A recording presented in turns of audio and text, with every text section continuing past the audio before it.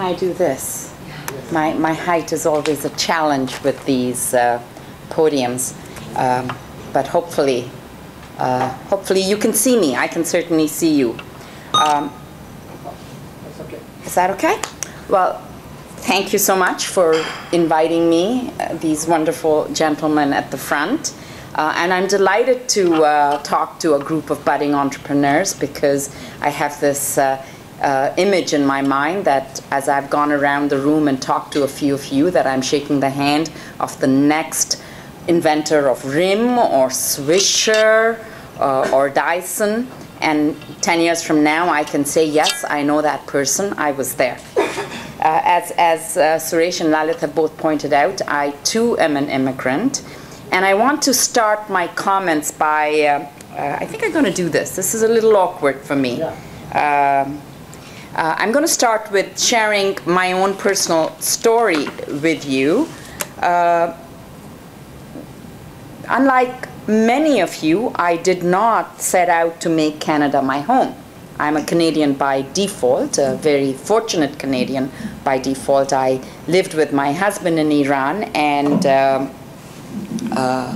there came a time in Iran when Iran did not want us anymore, and we were incredibly fortunate to find our way as refugees to Canada. And when you come as a refugee, you have this haze of romanticism about where you are going. You feel that once you get to the shores of the country who has reached out its hands to you, that life will be, you know, a basket of roses. And we had these fairly romantic ideas about Canada and you know, the natural parks and the beauty and all of that.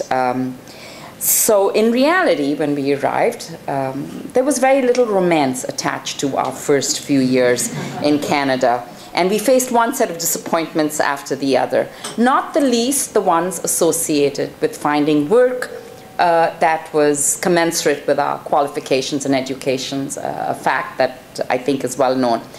But I have a strange profession, and you know, I am a teacher by profession, but guess what I teach, what I'm taught to teach.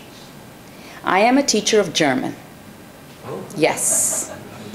Und ich kann ja eigentlich sehr gut Deutsch sprechen, aber es tut ja nichts, weil who is going to want to learn German in Canada from an Indian who is a refugee from Iran? So I kind of gave that up. There's one person at the back. I kind of gave that up and reinvented myself, as many immigrants have to reinvent themselves. And reinvention, to some extent, is the mother of entrepreneurism. I remember also some great advice, which I disregarded, thankfully, that I was given about on day 3 or 4 of arrival. And there was this family friend. You know, I'm fortunately attached to a community which, you know, you can go anywhere in the world and you will find a Punjabi. You know, so I'm one of the Punjabis. So we were attached to a community that to some extent reached out and gave me advice. And this wonderful man, his name was Ashok. Now, for those who are not Indians, you need to know that the name Ashok is one of the most special names in our country. It's the name of a great emperor. And he said to me, Ratna, you must change your name. And he said, you must change your name because nobody will be able to remember it, nobody will be able to pronounce it, and you will never get a job. And I was terrified. I was honestly terrified, and I sat down and I wrote a list of names. And I wrote this list of names, and I remember writing Rita, even Rosa. And then in the end, I remembered where I came from. My name is the name my grandmother gave me in India. It is a very proud name in my family. And I felt that it was not worth my values and my history and my family to give up my name. And so I tolerated, even today after 30 odd years, people call me all kinds of things. Ratna, they think it's a male name, and I actually don't have a problem with that, and I gently correct it every time, but I am incredibly proud of the fact that I have kept my name. So my first advice is, keep your name.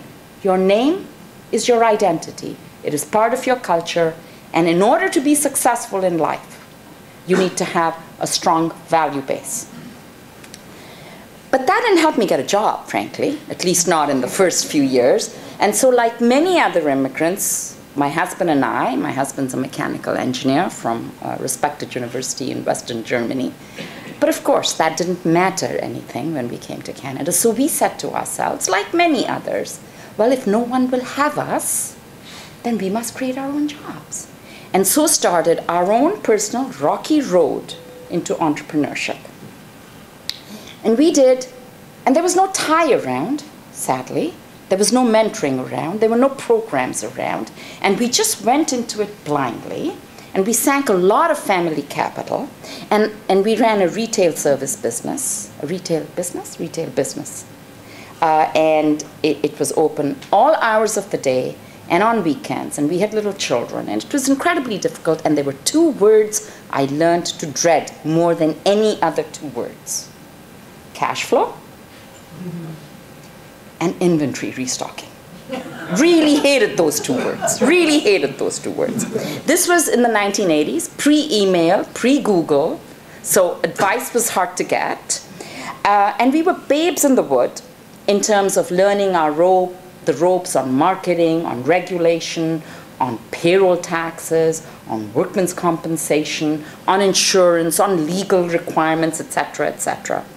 And like many other people in the retail business, we hired a whole bunch of students in the summer, students who were willing to work for minimum wage.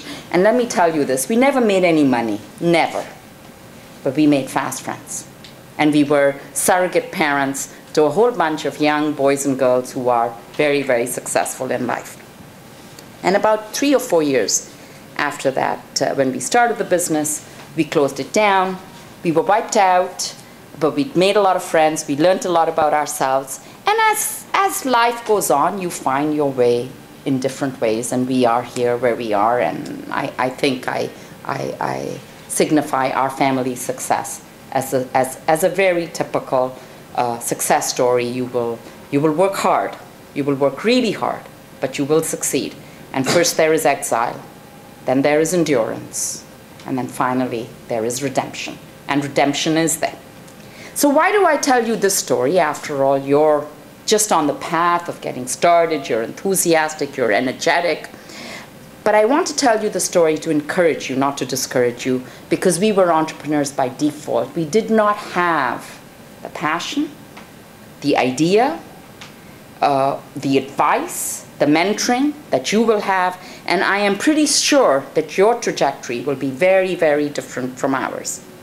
And the good news is that the immigrant entrepreneur DNA is in your blood, because by virtue of being immigrants or from immigrant families, you've already taken the most fantastic entrepreneurial journey in your life. You've left your country, you've left your home, you've left your language, you've left your culture, you've left your friends, you've uprooted yourself. And you're here learning new things, and you're in this room. You're in a room which is in an incredibly privileged space with an incredible group of advisors. And so I'm pretty sure that you will be successful where we were not.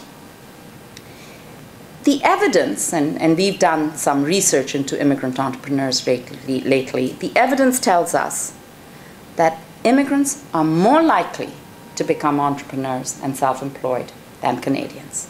The evidence tells us that most immigrants are employed by choice. They're not like me, having to be forced into it. And that they are most likely to seek self-employment in times of economic downturns.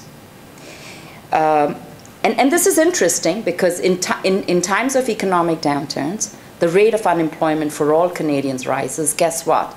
How does the rate of unemployment for immigrants do? It doubles that.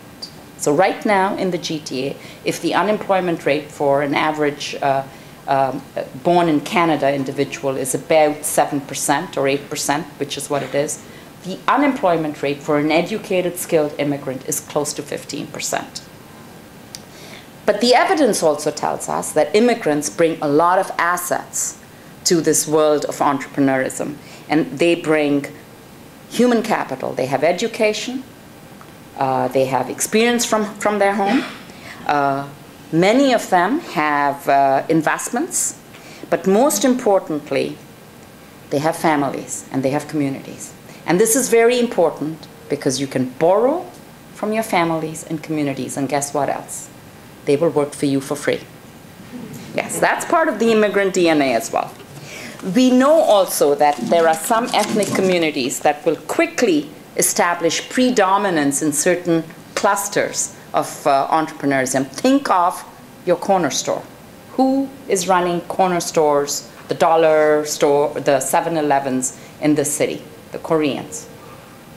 And one of the reasons the Koreans are so successful is because they're there day and night, their children work there. There's a healthy family exploitation going on because they don't pay their kids all the wages that they are owed, I'm pretty sure, but their businesses are successful. Think of the Punjabis and the Sikhs at the airport in security and cargo. I mean, it's fantastic. You go to Toronto airport, every cargo handler, every security person is from the Punjab. Think of the Somali predominance in informal banking. Think of, and this is maybe not so well known, but who owns the most pizza franchises in the city? Any guess? Iranians. Iranians. Who owns the most motels in the southern part of the United States? The Patels. The Patels, yes. And who owns and runs and works hard and sweats and takes money home, hard-earned money from nail salons? Vietnamese women.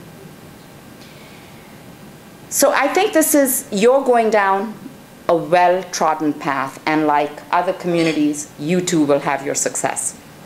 But we also know from studies and research that there are some aspects of life that make it particularly difficult for immigrant entrepreneurs to succeed. Entrepreneurship is difficult for anybody, but there are certain aspects of being an immigrant that makes it a little bit more complicated and complex. Top of the line, language. And I'm not just talking about Shakespeare English and knowledge of speaking a common vocabulary to get around. I'm talking about the language that is used to conduct business. And so there are norms and values and culture that is embedded in language. And I always like to tell this story because it brings it home. You know, when I come from most of you are from this culture, so you will appreciate this. We're Indians. We live in a country with I don't know how many million people. We are slap bang against each other. We're crowded. We get into each other's lives and into each other's business. And it's perfectly normal in India to say, where do you live? How are you? Which car do you drive? What did you pay for it? How much did you pay for your house? What do you do? What do you earn? No-go subjects in this country. You do not ask those.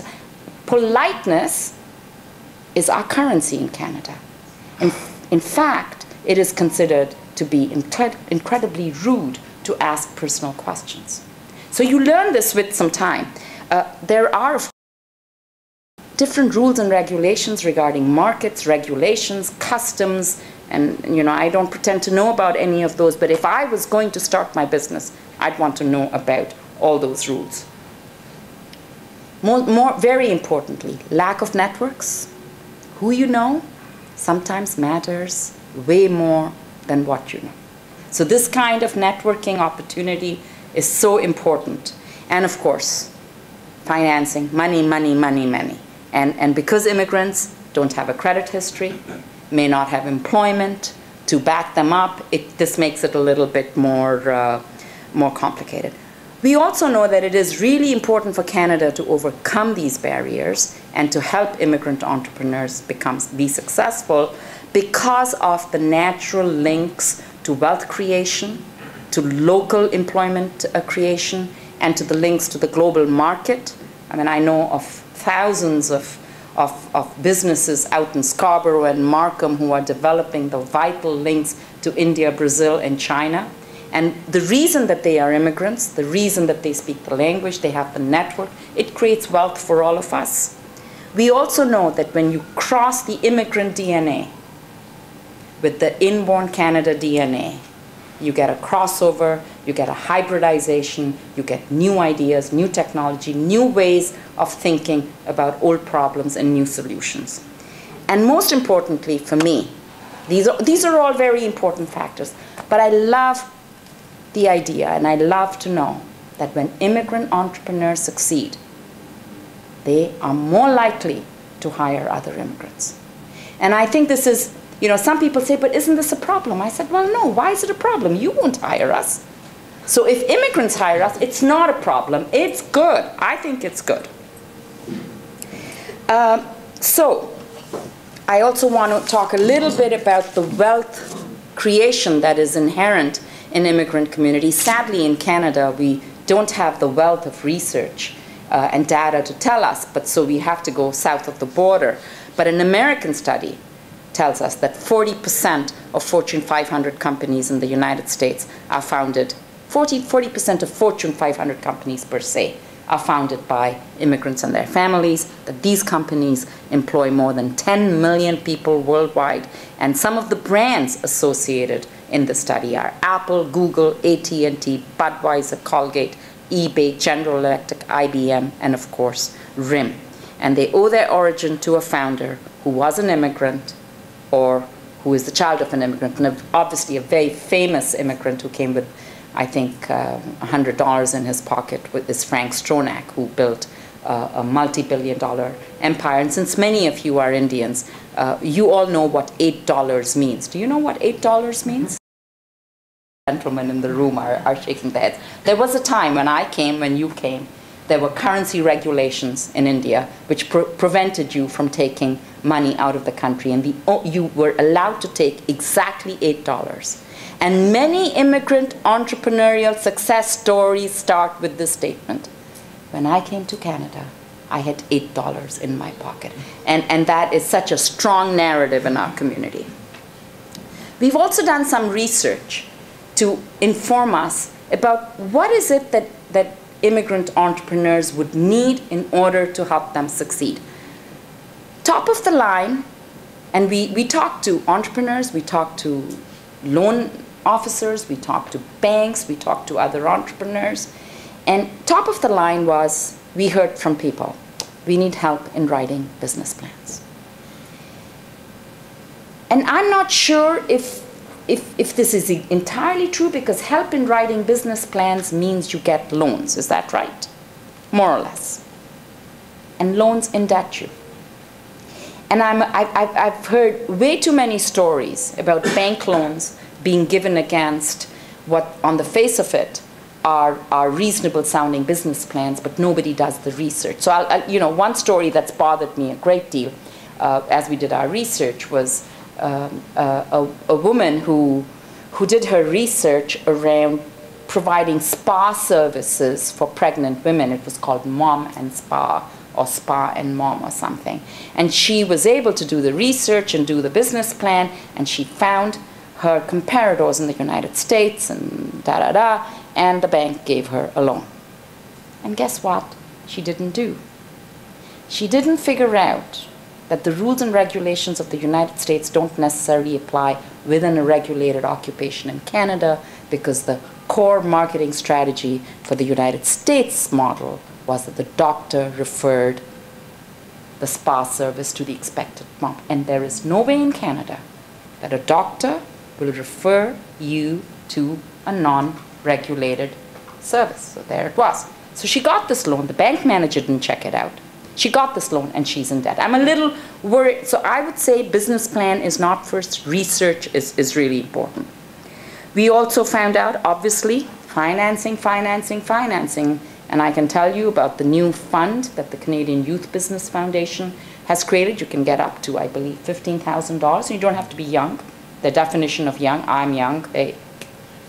So it's pretty good. Then there's an organization called Access. That provides, it's tight, the market is tight, but there are a few opportunities that you can tap into. We've been concerned about the rigidity of Canada's financial system in accepting non-financial collateral to provide loans, and we've done some work in this field. We've given loans to immigrants who have human capital, they've got education and skills, and we've given loans against those, and that has been so successful in terms of both their success in getting the education and training they need, getting the job, and paying it back, that we have persuaded the Royal Bank and the Bank of Nova Scotia to open that same facility so that we don't have to do it. They haven't quite done that with entrepreneurs, but I think there is a softening of those rigid codes that would possibly be beneficial to you. And of course, mentoring. Everybody told us we need mentors. And I'm not going to go into that because TiE provides those. All I would say is when you're starting a business, or not, when you're just starting your search for a job even, you need to make sure that your business, that your mentors extend beyond your own community to those of other communities. I want to talk a little bit about legal advice because I've learned a lot about legal advice lately.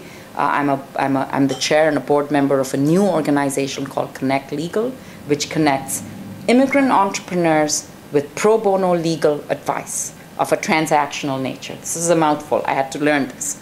But one of the things we found is that immigrant entrepreneurs need help in understanding Canada's regulatory and legal system. They need to understand how the whole issue around acquisition and compliance, permission and licensing, export, etc. And Connect Legal is an organization that connects the immigrant entrepreneur with pro bono legal advice. I believe Faskin Martineau is a partner with us, but most of our pro bono volunteer lawyers come from Bay Street. And we have to be very careful that we are not unnecessarily taking business away from Bay Street, because if people are able to pay for it, we don't want to provide an artificial barrier to market forces.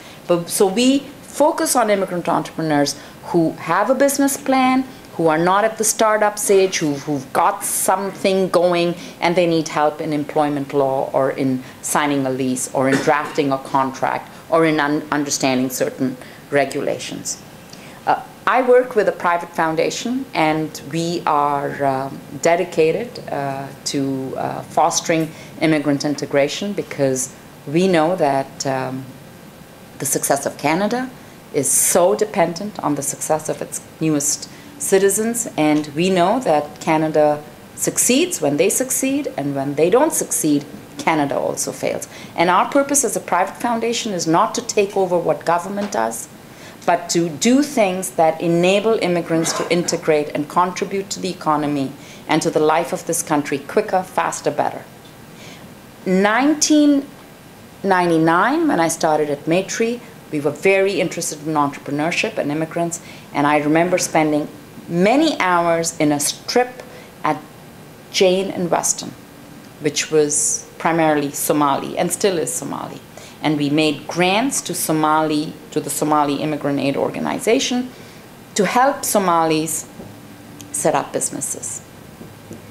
And that was a terrible mistake, because what we really did, it was a small community, it was selling products to itself. We didn't understand enough about it. And in fact, we broke the first rule of a private foundation. And the first rule of a private foundation is, thou shalt do no harm. And I believe we indebted communities as a result of our work. So we've been very, very careful. Once burnt, many times shy.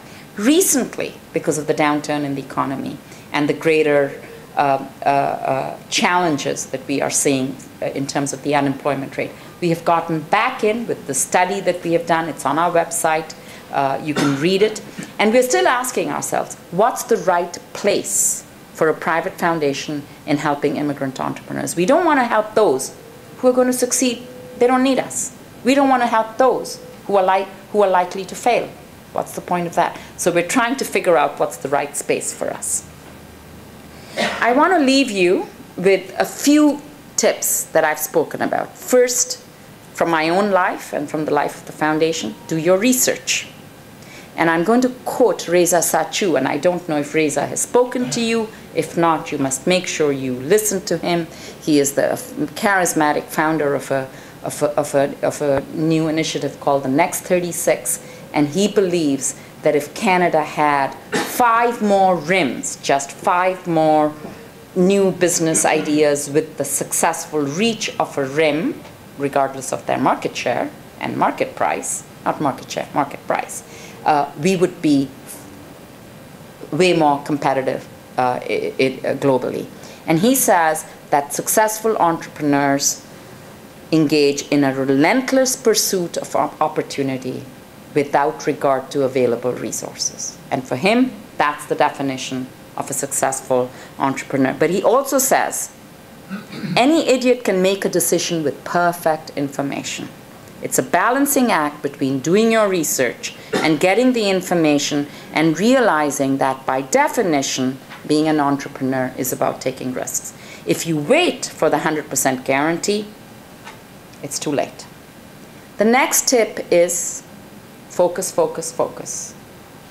I ran a very successful NGO for many, many years that did one thing very, very well, and that was train immigrant women in certain kinds of skills. And one day we had a visit from the head of the Levi Strauss Foundation from the United States, which was very interested in giving money. And you know, if you run an NGO, you're an entrepreneur. You're always asking for money. You know, we're like venture capitalists. We're always hand out begging for money.